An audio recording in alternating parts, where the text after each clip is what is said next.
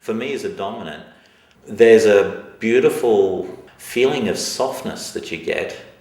You feel so open and connected to that person because the more they give of themselves to you in the game, the more you are connected with them and you become hypersensitive to them.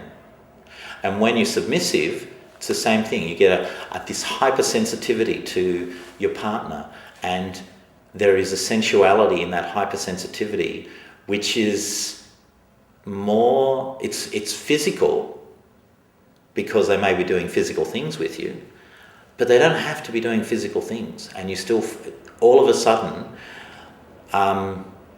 you can feel really sensitive to every sensation because you're in a new place.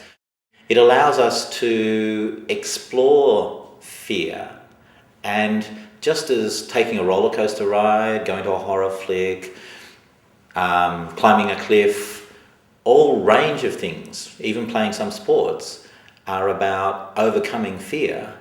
The charge in dominance and submission is that we take a bunch of stuff that we would normally think of as intuitive and we bring it out and we use it to confront and overcome fears, and we use role-playing. You might call it psychodrama, but really it's sexodrama. And there's a lot of ways that people play dominance and submission which don't involve what most people would think of as sex. Dominance and submission is an acknowledgement that the erotic, the libido, has a much wider definition than you would expect if you read most romance novels and if you were to see most movies and most dramas in the media. It accepts the idea that sensuality covers the whole range of emotions. And compared to, say, S&M, which is very much about intensity of sensation, dominance and submission, for me, is about the emotions.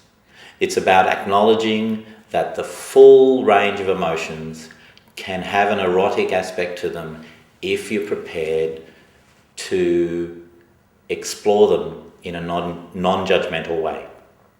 And this gives us an enormous possibility for personal growth, but a wonderful possibility for sensuality that allows us to acknowledge the inner dimension of sensuality rather than just talking about it as being something that happens in the nerves on the skin or the nerves in the genitals.